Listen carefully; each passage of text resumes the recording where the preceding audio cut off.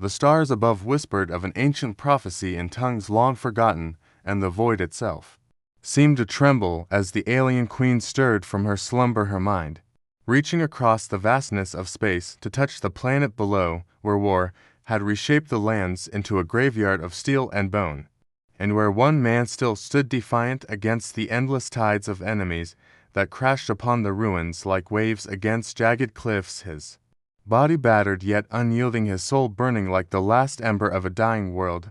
He was known by many names, but none carried more weight than the one whispered in fear by those who opposed him. He was the human soldier, the one no one dared to command.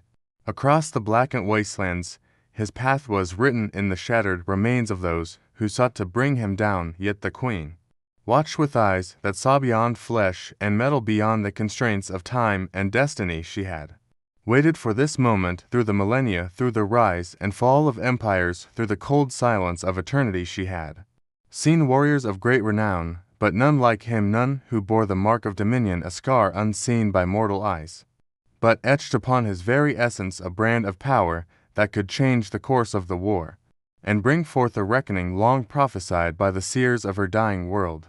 The human soldier moved without hesitation through the remnants of the battlefield, his every step crushing the ashes of fallen foes beneath his boots, his weapon an extension of his will, carved through the darkness with a hunger that mirrored his own. And as the queen watched, she felt a pull of force that called to her in a way no creature ever had, for she had seen warriors falter, she had seen them fall to their knees before the weight of eternity, but he stood like an unbroken blade forged in the heart of war, tempered by suffering and sharpened by the endless trials of conflict.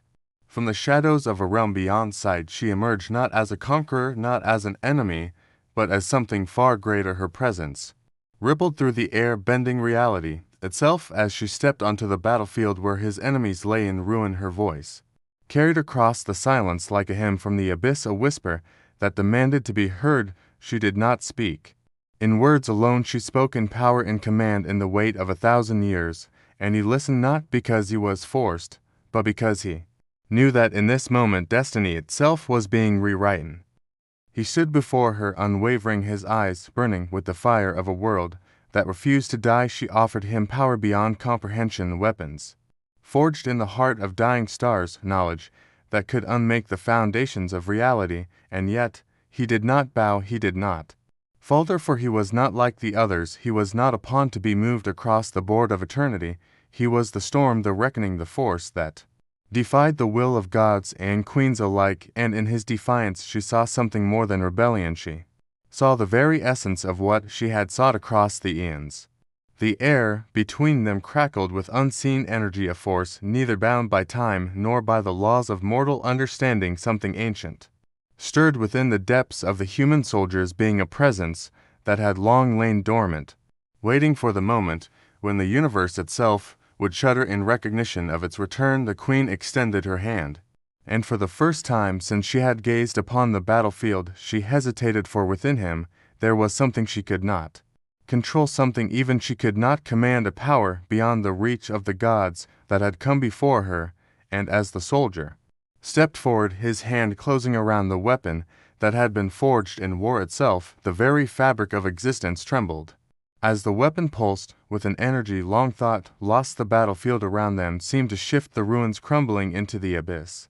As reality bent and twisted in response to the power now awakened, the queen watched as the soldier gritted his teeth, his body racked with a force that sought to unmake him, and yet he endured. He had been forged in fire, tempered in war, broken and reforged by the hands of fate itself. He would not fall, not now, not when he stood upon the precipice of a truth that could unravel the very foundation of existence. And as the power within him surged, he felt something call to him, a voice not his own, whispering from the depths of eternity.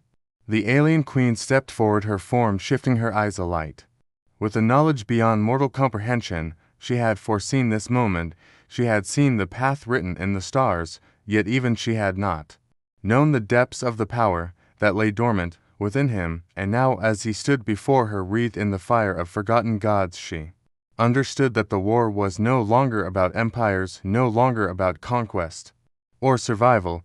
This was something greater, something that had been set into motion long before she had taken her first breath, and as she extended her hand to him once more, she did not offer power, she did not offer knowledge, she offered something far more dangerous, a choice. The soldier stood at the edge of fate, the weight of eternity pressing upon him, the weapon in his hand burned with the fire of 1,000 forgotten battles, and he knew that with a single strike he could change the course of the universe. The queen watched, waiting, not as an enemy nor as a ruler, but as something different now, something that understood the nature of the storm that had been unleashed within him. She did not speak, for there were no words left to be said, only the choice remained, and he knew that whatever he decided would be written into the fabric of existence for all time. He raised the weapon, the energy surging through him, an unstoppable tide of war and judgment, and yet he did not strike, not in vengeance, not in rage, but in something far greater. He turned his blade upon the heavens themselves, upon the cycle of destruction that had bound all beings in an endless war, and with a final act of defiance, he shattered the chains that had been woven through the stars. The queen watched as the universe trembled, as the power of gods was undone, and in the silence that followed she saw what she had never seen before, not victory, not conquest, but freedom.